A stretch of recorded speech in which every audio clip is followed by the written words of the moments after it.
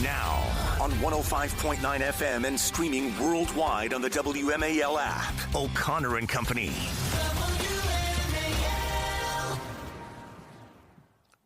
WMAL. 7:06 now on O'Connor and Company. Thanks for tuning in here on a super busy Thursday morning.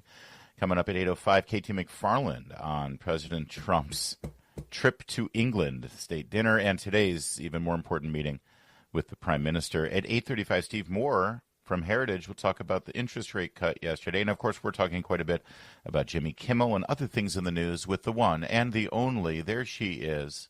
She's a bombshell. She's Bethany Mandel. Such a bombshell that I'm now a hot commodity on Capitol Hill. Do you want to share that story? I kind of do. Is that okay? Okay? All right. Well, we'll share that story about how somebody got handsy with Bethany on Capitol Hill yesterday. Why not? More than thrilled to take part in that. In the meantime, let's get serious with DC political analyst Chuck Thies, who joins us as we continue to evaluate the efforts by the administration to work with the Bowser administration and fix the out-of-control crime problem that, Chuck, you've been talking about for many, many years now. What's the latest now, as we saw a couple of bills proposed on Capitol Hill to help fix the problem? Well, actually, yesterday in the House, 4 bills passed and will head to the United States Senate. And what they do is, with the exception of one, they address problems that the D.C. Council has created for the Metropolitan Police Department in combating crime. And it's interesting to note that each of these measures, the laws passed by the council, went into effect without Mayor Bowser's support. Mm-hmm. She did not sign these laws. So you have one that Congress fixed. It's called the Crimes Act, and it did a sensible thing. The council passed a law that basically treats people between the age of 19 and 24 as though they're juveniles. And so if they are incarcerated for even a violent crime, including homicide, they're treated like juveniles and are often released once they hit the age of 25. And in fact, in many instances, judges have no choice but to release them. So now those individuals will no longer be treated like they're juveniles. It will return the age when the justice system treats someone as a juvenile to 18.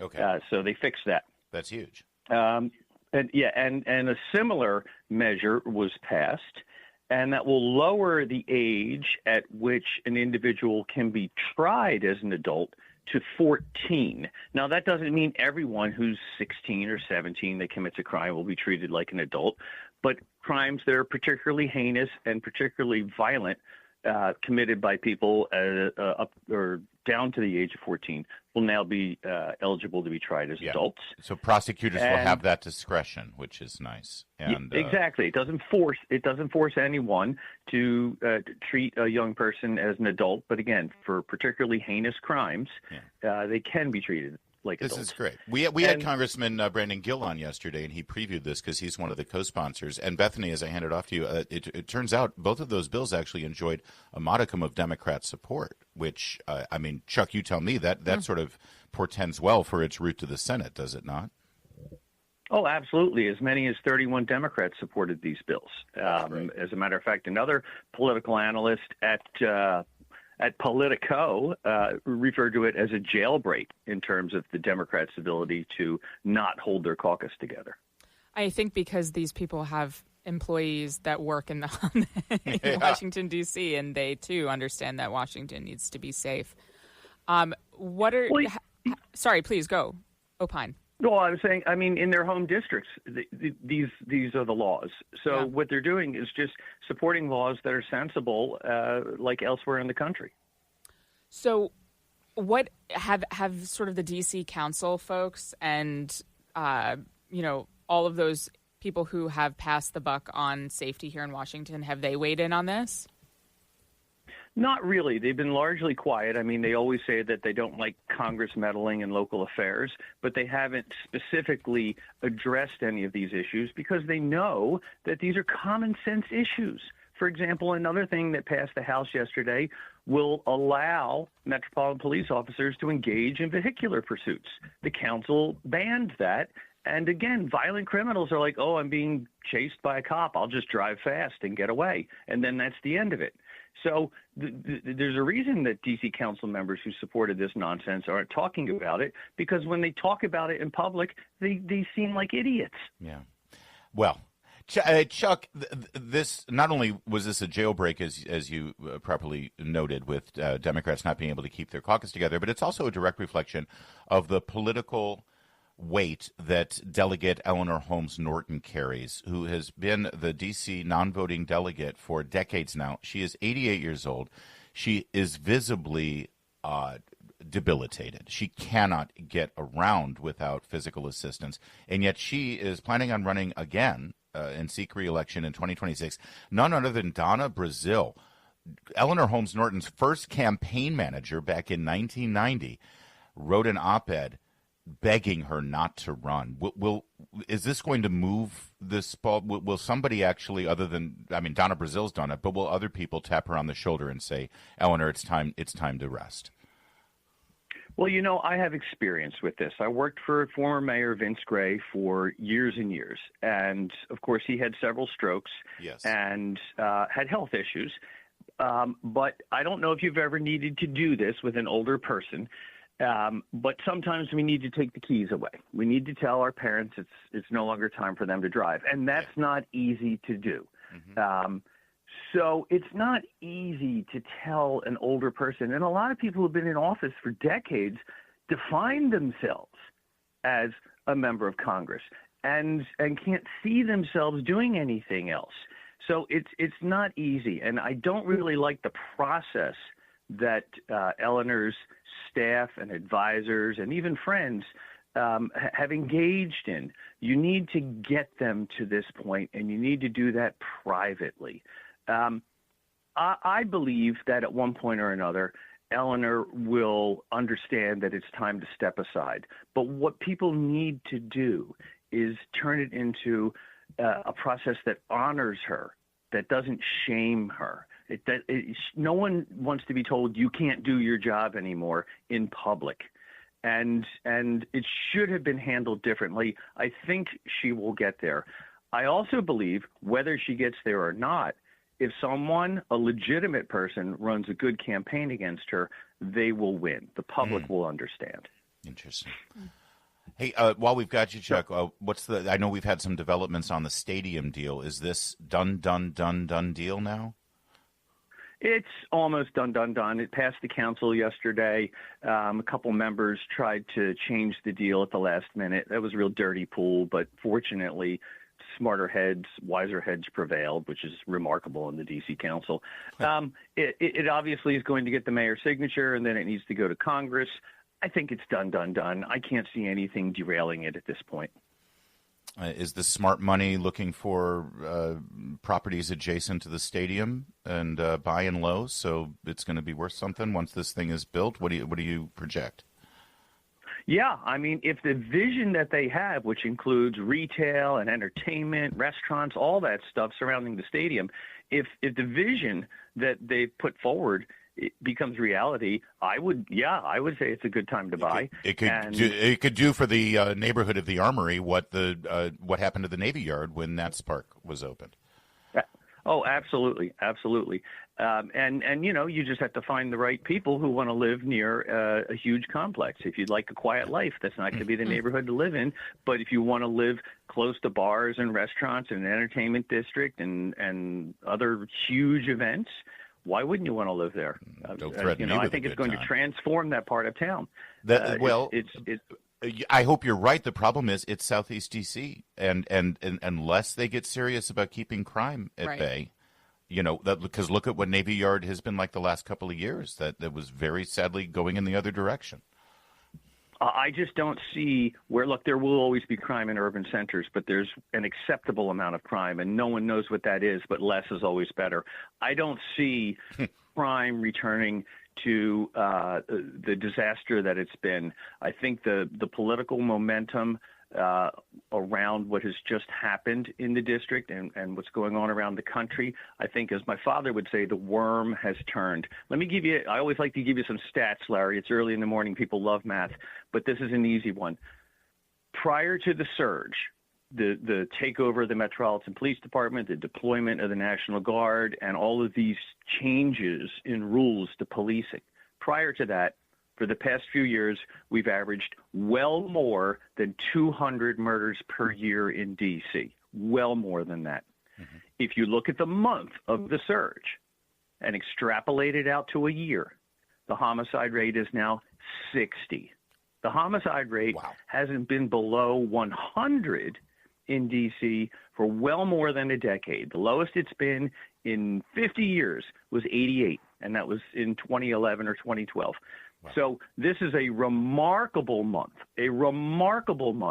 and if this trend continues, the district will have 60 homicides per year.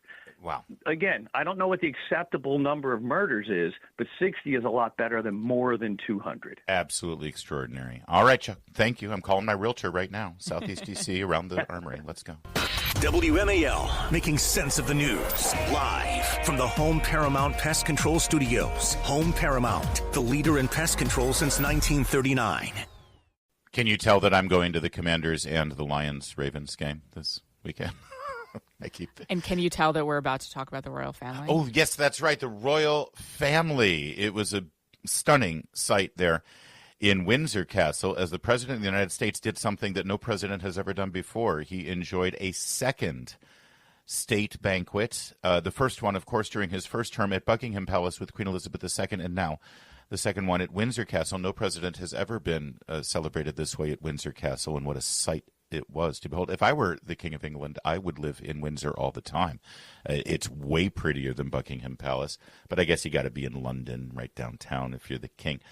Here's Piers Morgan commenting on the tremendous spectacle, cut 16. And I think that the royal family want to make a statement. They are aligning themselves very publicly today with the President of the United States, who they know actually believes in his heart fundamentally in the principles of free speech, as indeed do they. So I think that this is it's a statement by the royal family. We're going to roll out the ultimate red carpet. And again, just to stress, I've not seen this done for any other world leader. This is unprecedented. And bearing in mind that Donald Trump is getting a second state visit, but the first one was for a different monarch. Yeah, extraordinary and historic. And it's nice to see that kind of respect, not just for our nation, from our cousins over there who really do it like no one else when it comes to these things, but also if you think about Donald Trump and everything that he has been through from post-presidency and the FBI raid and the arrests and the mugshots and the investigations and the attempt to keep him off the ballot and the lies and the vitriol. And for God's sake, it reached a point where he had to work at a McDonald's, Bethany. And now here he is. In a white tie, feted like no other world leader in modern history. Quite a sight. Oh, sorry. I thought you were queuing up a clip there. No, I was queuing you up. Oh, I'm sorry. That's sorry. I think that we should play the YMCA.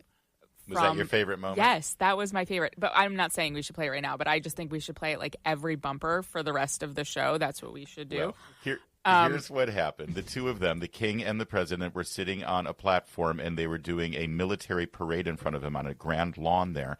And at one point, the Royal Military Band came by the podium there while the president and the king were watching, and this is what it sounded like.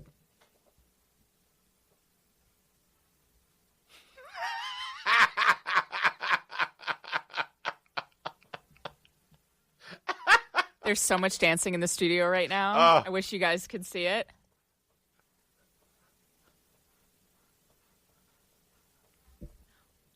I love it so much. It is. So and you can hear the fighter jets. They had a flyover of the jets with red, white, and blue smoke coming out of the back. Such a massage of Donald J. Trump's ego. Yeah. I have never. I mean, all of this is unprecedented, and it's because we've never had such a narcissist as a president. It's true. Well, they had to. But it's okay. I love the fact that these world leaders are like, well, we got to do something to get Trump's attention, so they go overboard, and it's great. And I'm fine with it. it. Yes. I'm not saying he's a I too am a narcissist. I'm an only child. It's part of the territory. But this is such a great demonstration of American power, because this is the thing that they hate about Donald Trump, because they think that we're all too smart to play into this anymore. And like, no, I'm sorry. All of these things are still important. Yes. We have to play diplomacy. This is something they don't understand about how he operates, especially when we are dealing with our enemies abroad, whether they be in the Middle East or in Asia, aka China. He is the big stick, and he walks around with a big stick because he understands that this like soft tone of like that we had in the Obama era, like that is over. It was worse than soft tone. Obama famously apologized for being the superpower on the planet, that we were somehow guilty of war crimes and crimes against humanity, and quite the opposite now. Real fast, let's give you an update. President Trump is now meeting at Chequers, of course, the legendary home of Winston Churchill, with the current prime minister. He's no Churchill, Keir Starmer, and they're talking very important stuff, obviously. But the one thing that we have to talk about that we discussed at length earlier, we don't have as much time, but are you down with Melania's yellow dress at this state dinner? Because I have heard some, for the first time ever, from some people who think she can do no wrong fashion-wise. Some people saying, yeah, she's beautiful, she looked great, but maybe that wasn't the right dress for this occasion. I think the color was off. Yeah. I think it was a little, and when she stepped off the plane, she was perfection. Yes. Perfection. Oh, and that purple hat that she wore, the really wide. Oh, yeah. I just think it was, if you look at the pictures of her arriving alongside everyone else, she kind of sticks out a little too much. We were talking earlier, and I said I think it would have been the absolute perfect dress for the Easter egg roll. Not quite for this dinner. Yeah, white tie. You don't get fancier than this. And it was yellow off the shoulder with a purple wide belt. And again, that's Bethany Mandel's opinion. I think she looked perfect. Oh, now you're going to throw me under the bus? Earlier in the show, you threw your wife under the bus. Now you're throwing your work wife under the bus? What next? Do you have no shame, Larry I'm feeling O'Connor? unplugged. I'm feeling like, what are they going to do? You have no shame. It's 7:24. All right, coming up, it's been a banner couple of days for ABC News, not just the Jimmy Kimmel story, but we want to show you how a reporter, and I use the term loosely, romanticized the text messages of the Charlie Kirk assassin and his gay lover. That's coming up next. WMAL-FM, Woodbridge, Washington, a Cumulus media station. Making sense of the news. News Talk 105.9. News now.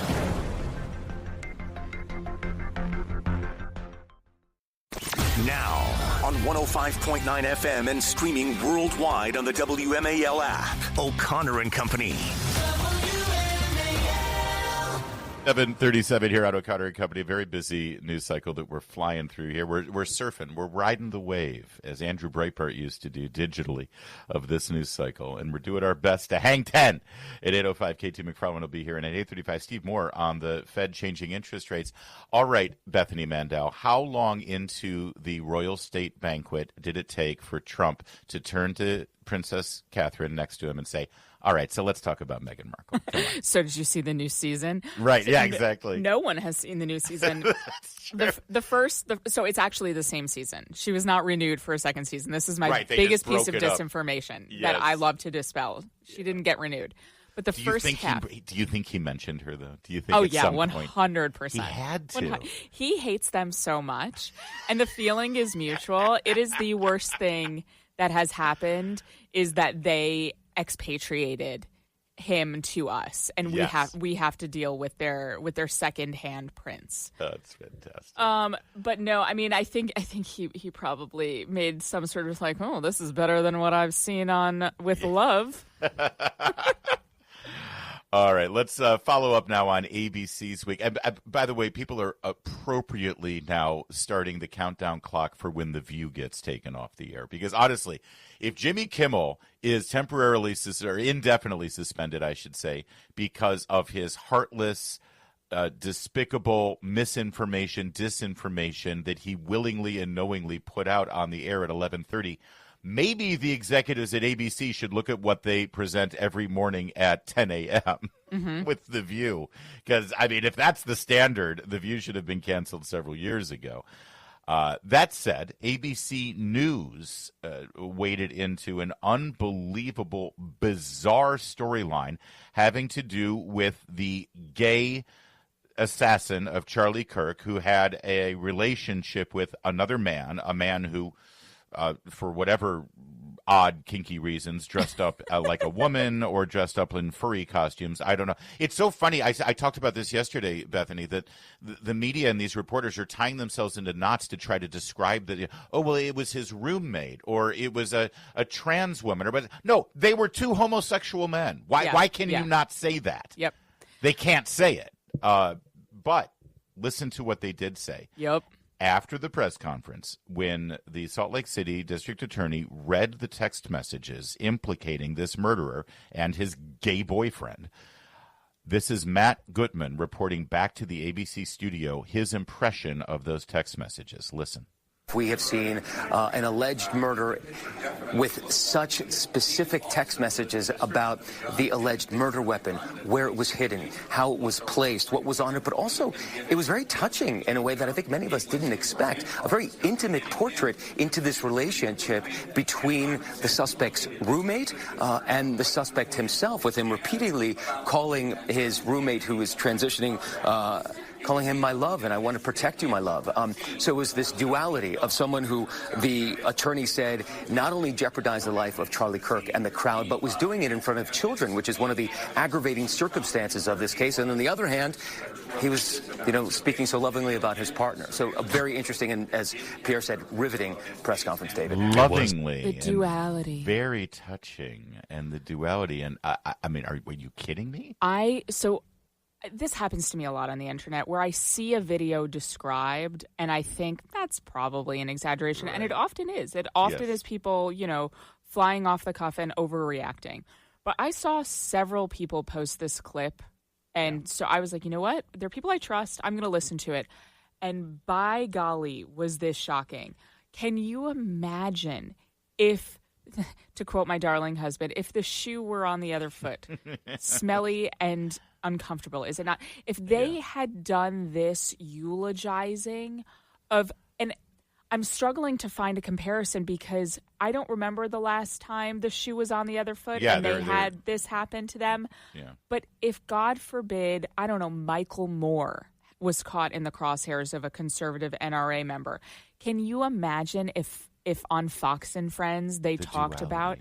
About heads would explode and roll at the same time. And by the way, appropriately so. Absolutely. It would never happen. It's just bizarre and despicable. And this happened Tuesday, by the way. I just want to bring it up to date because yesterday this story developed because Mr. Gutman, the senior correspondent there for ABC News, attempted to explain it on X. By the way, they always go on social media to do their explanation. I'm not calling it an apology. When the audience is so much smaller. Of course. He should have done this on the air. ABC News should have been compelled to do this on the air. Here's what he said. Yesterday, I tried to underscore the jarring contrast between this cold-blooded assassination of Charlie Kirk, a man who dedicated his life to public dialogue, and the personal disturbing text read aloud by the Utah County attorney at the press conference. That's funny. He didn't use the word disturbing at all when he was reporting live in the moment. But, he's had 24 hours to come up with his PR-crafted statement. Then he said, I deeply regret that my words did not make that clear. That's not an apology. No, that's not. He's expressing regret, but not any sort of responsibility. He didn't even say what he did was wrong. Yeah. No, it was it honestly, it wasn't even his words. It was the tone. It was this, he admires the person. That's the underlying reality. Bizarre admiration. He admires I wish I had this person. that kind of love in my life. Yes, that he admired this person's, I don't know, bravery, tenacity. I don't know what you want to call but he thinks that he did the right thing. And that is the undertone of the entire left in the past week. There are a lot of people who think that this shooter did the right thing. Oh, yeah. Oh, by the way, there's one other aspect of this that ABC News has not addressed, nor this reporter has addressed, and that is the dangerous disinformation. I'm not talking about, it was touching and it was loving. No, take a listen again. I'll stop it, but cut 20, Michael. Take a listen. We have seen an alleged murder with such specific text messages about the alleged murder weapon, where it was hidden, how it was placed, what was on it, but also it was very touching in a way that I think many of us didn't expect. A very intimate portrait into this relationship between the suspect's roommate and the suspect himself, with him repeatedly calling his roommate who is transitioning, calling him my love, and I want to protect you, my love. Okay, so right there. Stop. I want to protect you, my love. Bethany, I've read through all of the text messages multiple times. At no point does this murderer say, I want to protect you, my love. Matt Gutman created that. He invented that.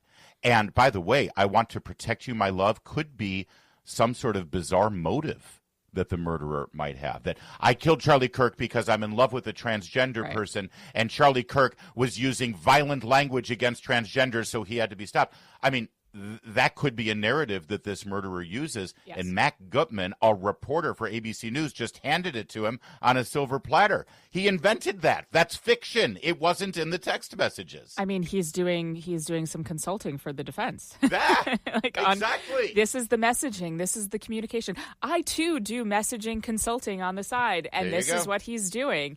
But he's trying to paint the shooter as a sympathetic figure and a hero of sorts. That's not quite a Robin Hood, but, whatever the equivalent is. Luigi Mangione, I think, would be an appropriate comparison. There we go. And yesterday, after he was cleared of the terrorism charges, the left stood outside cheering him because he's a hero, too. That's ABC News, same company that up until 12 hours ago employed Jimmy Kimmel and continue to keep The View on the air. Hey, ABC, Disney, you still got a problem. Mm-hmm. It's 7:45. WMAL's Vince Colonnese, weekdays at noon on 105.9 WMAL, making sense of the news. We have a stunning story about air travel. We've sort of grown accustomed over the last couple of years to some near misses that have gone on because of the overtaxed air traffic control systems and the out-of-date computer systems and various other understaffing, things that happen under Buttigieg, of course. But very rarely do you hear of a near miss that involves Air Force One. President Trump flying over New York on the way to England, and a Spirit Airlines jet got a little close. Listen to the very stern and specific language from the air traffic controller. Listen. Well, this is one you don't hear every day. A Spirit Airlines flight heading for Boston got a bit too close to Air Force One over New York on Tuesday. Listen to this. Pay attention. Spirit 1300, turn 20 degrees right. Spirit 1300, turn 20 degrees right now. Spirit Wings 1300, turn 20 degrees right immediately. 20 degrees right immediately. Pay attention. Spirit 1300, traffic's off your left wing by 8 miles, 747.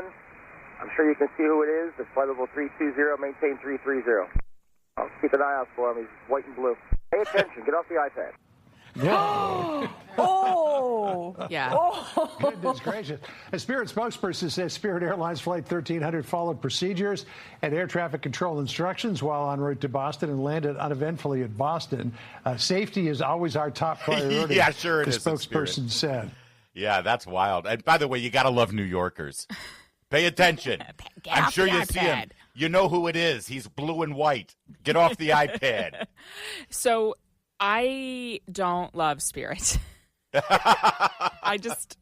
Not your favorite. I don't think that when someone graduates from flight school that they're like the number one draft pick. Well, just saying, for like anything, customer service, pilots, flight attendants.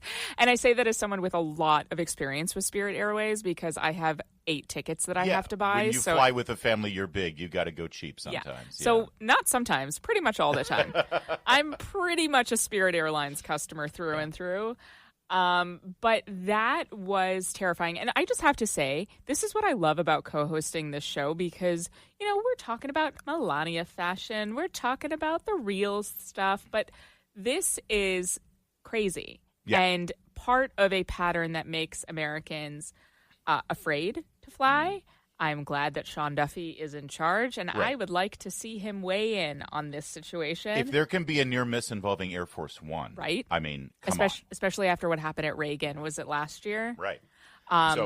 Yeah. Earlier this year, it was this January. I do worry about you and the number of airline tickets you need to buy for your giant partridge family there. So I mean, I think the only thing that you can do to solve this is that you need to get a pilot's license. So you know what I'm doing? This is going to blow up in my face. Oh, no. I got this like weird deal on. So I find all of these like ways to cheapen my life.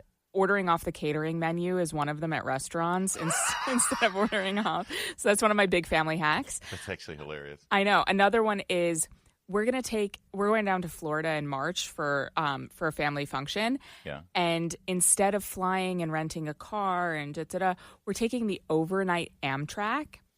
So if you were to buy 8 tickets, like 2 adult tickets and then 6 children's tickets, it was like $2,000 to take the overnight auto train where you can bring your car onto the train. Oh, yeah, Lindsay did that. Yes, and she recommended instead of doing that, we're going to do it coach. We're not doing it in a private car like she did. We're going to go coach. But if you buy 8 adult tickets, you get a group rate. And so I got 60% off the tickets. And so we're going to go down on the auto train overnight in coach. Pray for us. And that's how Seth and Bethany Mandel single-handedly bankrupted Amtrak. By the way, I love when we do a segment like this, and I forget that I'm on the radio when I'm just talking like we're friends. When I say Lindsay, I mean, of course, friend of the program and social media maven, Lindsay Feifeld. That's completely forgot as well. Right, exactly. Oh, yeah, Lindsay did it. Yes, no one knows who the hell we're talking about. All right. That's very cool. Very excited for you. And you're not going to have a near miss with another airplane. There you go. There you go. I mean, I'm taking my life in my hands with Amtrak, but whatevs. That's not true. We're very, very proud of our friends that work for Amtrak. Don't they advertise on this station? 7:55.